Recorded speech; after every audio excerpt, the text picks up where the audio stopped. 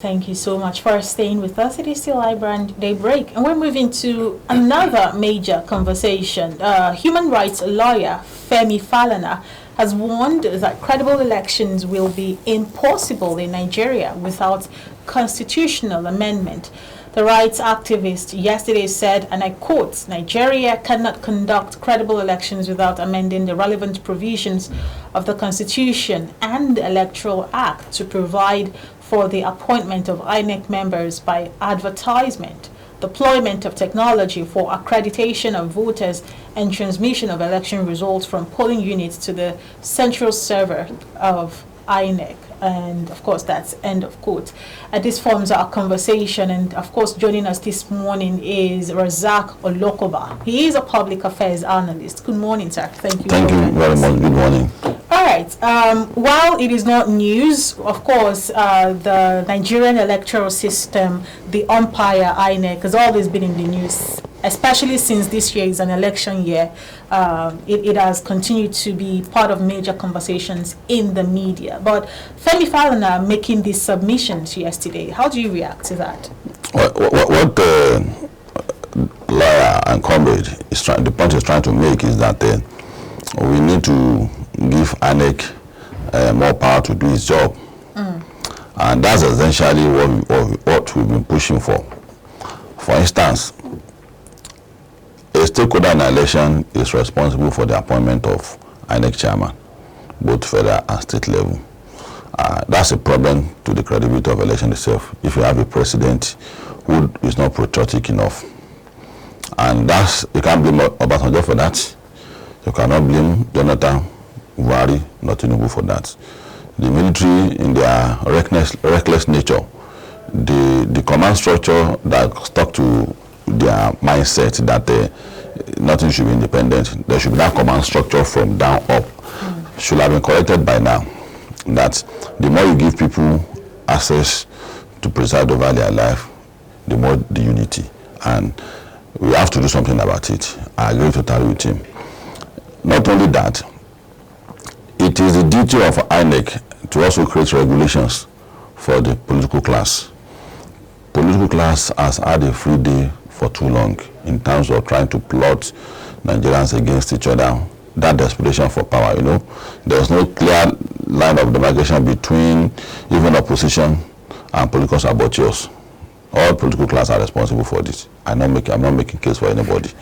And if you look at the recently concluded election, PDP won a state, PDP lost a state, APC lost a state, APC won a state.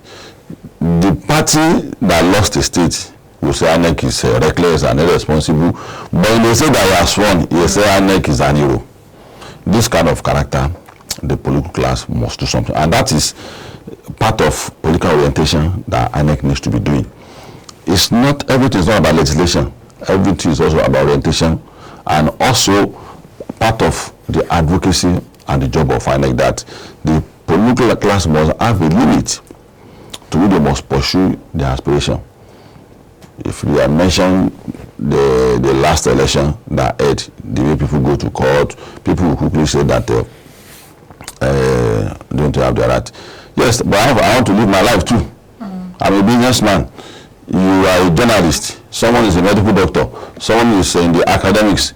So, but political class, anytime they want to run their affair, they always threaten the nation. So that's why that standard was established by INEC in our political bureau, that certain characters must not be allowed to contest for president, to contest for governorship, to contest for Senate, chairman, and down the line like that.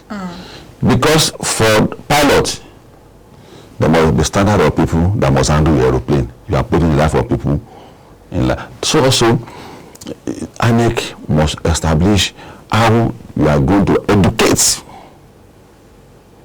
That's part of what the Nigerians must compel INEC to do. You must educate the political class to such an extent that you must understand your limits as someone who wants to contest an election to become a president, because the knowledge political class, majority of them try to acquire, is only how to win an election. beyond winning of election, you will be teaching some governors what is roseway after winning election. And these are things that is trying to make the point Falana is trying to make, that is INEC has they did best, they're doing their best. They consider a lot of things before they make some introduction, electoral names and issues like that. They are trying to be careful at the pace at which you are moving in terms of what will they bring on board. They have done 100 million registration for people who are willing to vote. It's not to you and me to only have 20 million people to vote during election. That's partly their problem, partly political party problem, and majorly Nigerians' problem. So for me, I agree with him that a lot of things needs to be done about INEC. There's a room for improvement, because if you look at our democracy, it's improving. One of the indices of democracy to show whether it's improving is one of the kind of coloration in all the states we have in Nigeria. You have a state that the incumbent in 1999 won an election twice and lost to opposition. The opposition lost to the current opposition, who was opposition before, lost to. So that's consolidation. You have a state like Lagos that has not lost to opposition to date. So there must be different political coloration. We must have a pattern. That is consolidation. That's why we will say that INEC is doing its best. In Nigeria too, 16 years of being in power by PDP, you can't say that you don't have enough time to tell Nigerians where your party stands for. There's no excuse for you. APC has started now. Baba has done 8 years. Tinubu may do 4-8 years, as the case may be. For those 16 years, APC will not have any excuse to say that I don't have enough time to establish what I represent as an ideology. That is consolidation. It's not a case with a particular country in Africa where you have just one body in power for over 30 years. That's not democratic consolidation and democratic development. So we are moving gradually, and there's the need for, particularly in the area that I've mentioned, that you can't be acquiring knowledge only on how to win an election. There's a president in this country who doesn't understand that you become a government, you have to create your local government. There's a party who doesn't, and is it from this military command structure that felt that I'm the chief of army staff, one garrison commander is questioning my authority. That's the way he sees it.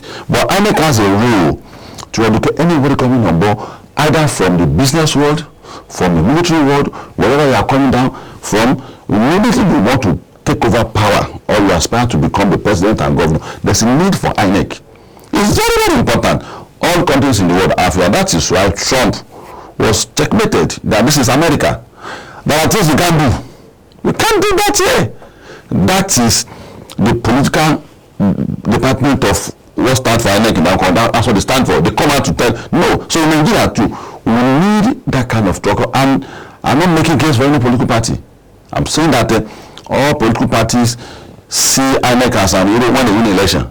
The moment they lose election, INEC becomes something. That kind of psychology for us it's a problem to us, because if I have believe in you as a political person, partisan politician, and you keep changing your narratives about what INEC is, you are getting a great problem. So they are giving Nigerians a lot of problem to understand what is Nigerian politics.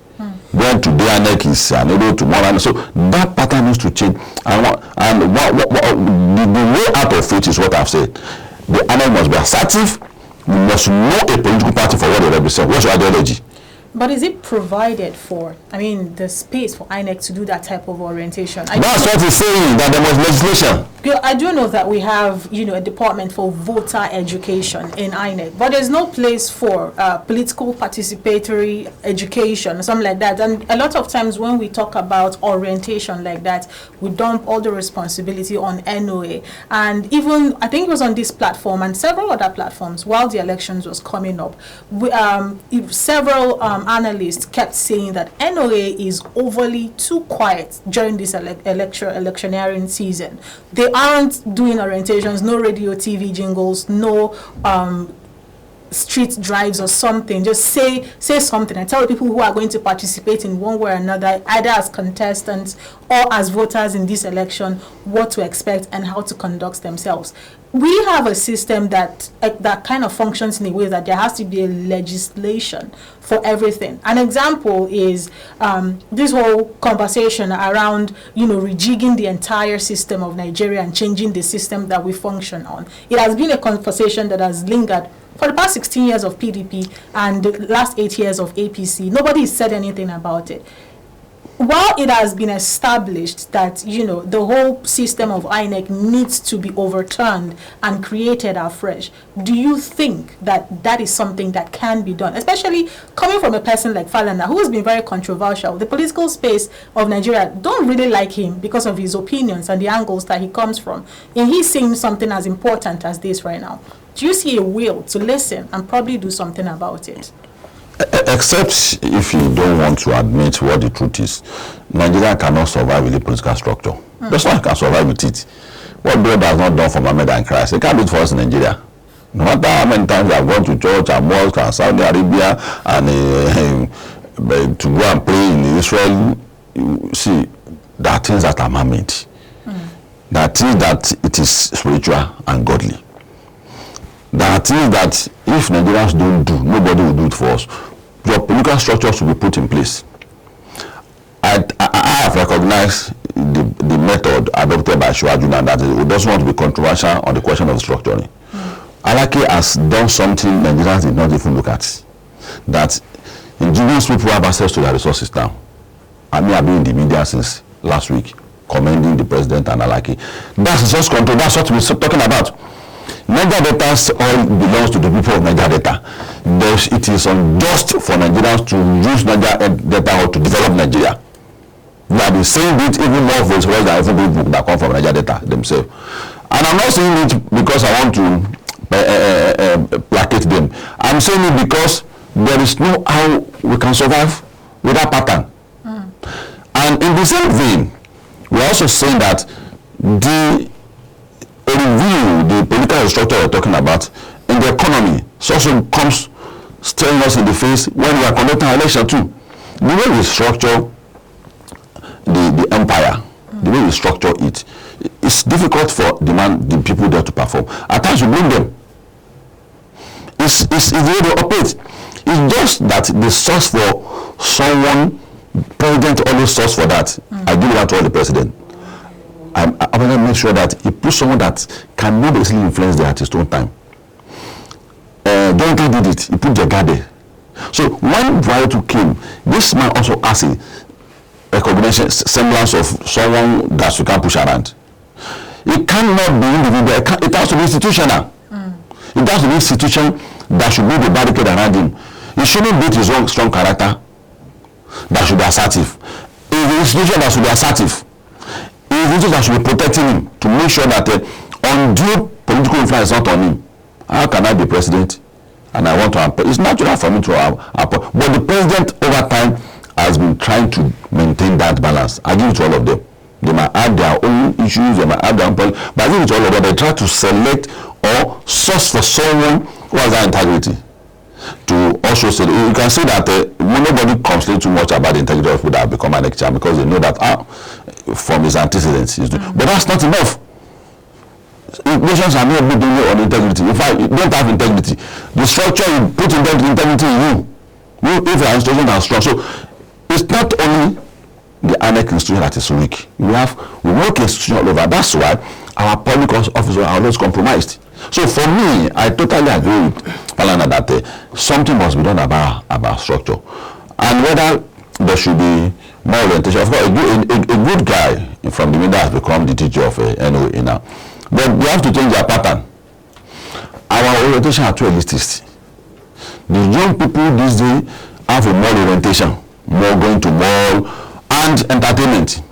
If you refuse to pass message to them, understand their own peculiarity, they won't get the message you are passing. And that's what we must work on. For people who are of my age, too spiritual, go and talk to their pastor and imams. So you can't be doing town hall meeting on serious matter every day. Serious matter are taken to entertainment ground at times too. Serious matter are taken to the neighborhood, communities. So there must be a pattern that will pass our message. It's not, you can't be taken to matter as serious, too serious again. Let people feel relaxed. Let them understand what they are saying in their own local dialect.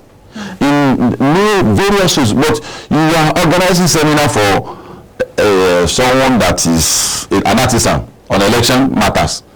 You don't have time to do that. But when you do it in such a way that the message you are passing is going to say either to entertainment, the church, the mall, the local, so in all multifaceted areas of his life.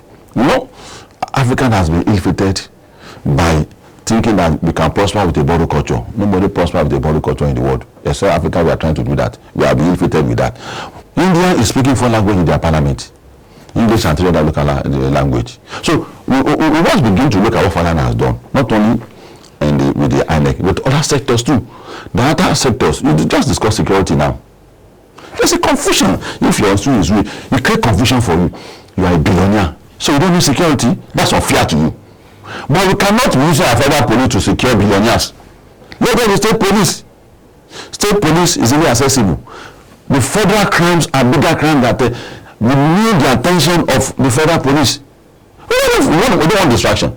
So instead of debating the security architecture of this country, every ID will come and make that error again.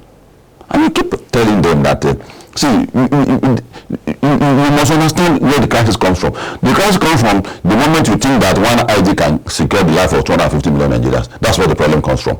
Whereas the smaller you need to divide the country into, the better for you to be able to govern. One security is at state level, organized at state level, and at local level. They are still the federal police. We are not saying that they don't know how to handle gun. The DPO that was killed in River State is from the north. It doesn't understand the security peculiarity of that area.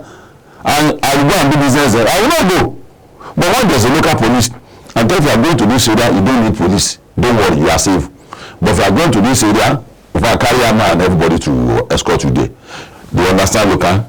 But some people fire shots when you don't need shots. You go to party, you carry army. When you want to go and enjoy yourself.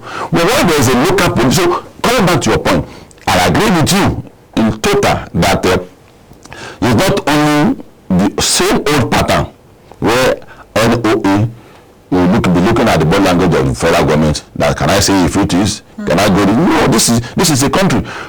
But it will continue as long as the institution, there's a overbearing influence of political class on who becomes the DG of INEC, who becomes the DG of so it's not a thing that can be done only in isolation of INEC. It has to be it's an umbilical cord.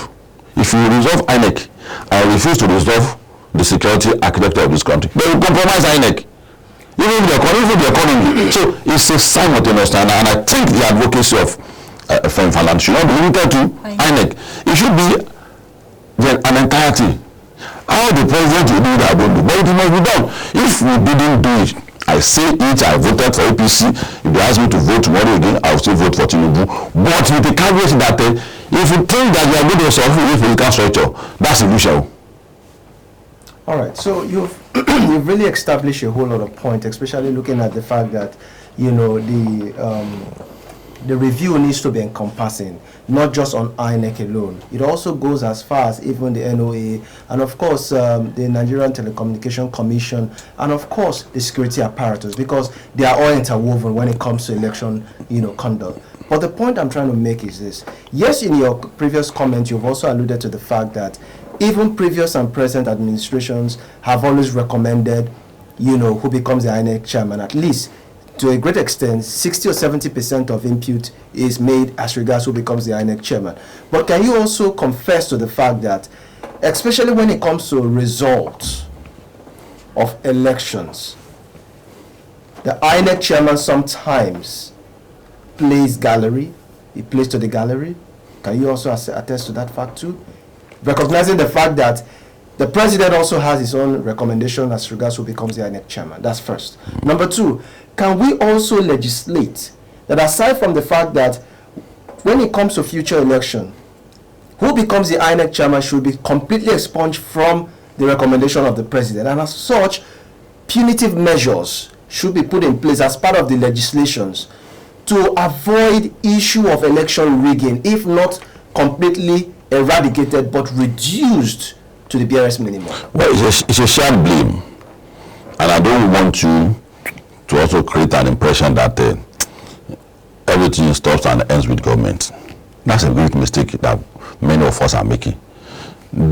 As long as Nigerians don't supervise their government, you are not going anywhere. The oldest institution in society, in nations, is the people, the people's institution. Older than president, older than any structure, legislature, judiciary. But we don't seem to realize the power of the people. When you say, there's a book that says the power of the powerless is in getting organized and united. That's missing in Nigeria. So we have a shared blame in it that people don't join the conversation. People assume that's my business and your business. They watch television and say, see it's quite a very nice picture. They create a platform for where all of us, all the voice can be heard. People go about the business. We are realizing that that topic has to do with the reason why there's a challenge in the educational sector, in the security sector. People don't seem to marry it together. And it's important. So, a shared blame, let us first share the portion that belongs to people to them. That's number one. Because they don't come into the conversation. Is that what you're saying? That's what I'm saying. But the same security agency are also used to go after persons. That's the price for change. Hold on a bit. That's the price for change. No. That's the price for change. That's the pattern of the world. People are persecuted. You are being defensive. I'm not being No, because you said. I'm defending you. No. You are being defensive because you are trying to shift the blame now completely from the. No. Money is a shared blame. I was coming to the government when you targeted. There's a reason why I'm saying that, because we don't participate in the conversation because we have the office of the citizenry as very powerful, even more powerful than the office of the president. I've said it. Good. Now, when people start coming into conversations, lending their voices on various platforms, on social media, we still see the same security agencies. I'm saying that's the price of change. That's the price for change. Is that the reason why you should not call for change? The end result. Is that them, isn't it? You can't get the people. Don't make excuse for the people. We have seen when we were younger. When we were younger, do you see the mark on my face? That's bullet. Regardless. That's bullet. Do you see my weapon? That's bullet. A lot of persons are also languishing in jail right now for lending their voices. Because more people are not rising up. See, if you don't want to, the ingredient for revolution, when there's a needless hunger, there should be anger. When Nigerians are hungry and not angry. So address the question. Let me I was coming there when you projected. So for the people, we are indolence, and I'm not removing myself too. Maybe I became what I've become today, indolent like all other Nigerians. Maybe because I saw the body language of Nigerians who felt that one crisis coming to down the course for them. The coming of crisis is rapture. It's not time for it. And one will not fight for anybody again. But that nation is the end of the majority of Nigerians that we can't leave your leader to God. You get your personal assistant. That's for the people. Then for the government and political parties, that's government, political parties, and INEC. As long as you allow influence of political class on their appointment, that's what makes the institution weak. It will always be there. It can't be there. Let me make my point. You can't be different from the rest of the world. The rest of the world have established institutions strong there. The judiciary is strong. That's not the case in Nigeria. There's overbearing influence of the legislature, the executive on the judiciary. How do you expect the judiciary to work? What we're saying is that as long as all the security agent and security sensitive institutions in Nigeria are the appointee of the president, we are not going anywhere. There's no independence there. And that's the point Falana is making. There must be that independence. Our man that is there today is part of the call for the structure of Nigeria. So don't let us be scared of telling him that this country is not going anywhere with this political structure. Don't let us be scared of to tell him that. All right. We should not, and the punitive measure will always be compromised. How? And when this structure, the appointment of judges has too much influence of the political class. Let the judge be independent. When you want to appoint the apex court, go and look at the role president to play, ministers of justice to play, go and look at the role they play. Even like that. When the judiciary became this strong in the rest of the world, this is not the pattern, the path they followed. They follow a completely different pattern. Your nation, the units you divide into makes it more, but the moment you want to make it, and the military, in their own estimation, they feel that when united the nation is when you ban everything together. No, it's when you give people freedom and let them determine the way they want to live their life. You determine how all money is spent. Is it your money? Is it your oil? It's not our oil. Restructuring. Yes. All right. That has been established. Our time is fast spent. We have to round it off now. But of course, this story, to me, I feel like this is just the beginning of a long time of, turning out ideas and, sharing them and seeing where that takes us. Restructuring and the Electoral Act needs to be amended. It's a conversation that will continue for the length of the life of this country as long as we're able to survive it until we do something about it. It's been totally established. Once again, thank you so much, Mr. Razak, it's a pleasure being with you. We appreciate your time. iBrand Daybreak. When we return, we'll bring you another interesting conversation. Stay with us.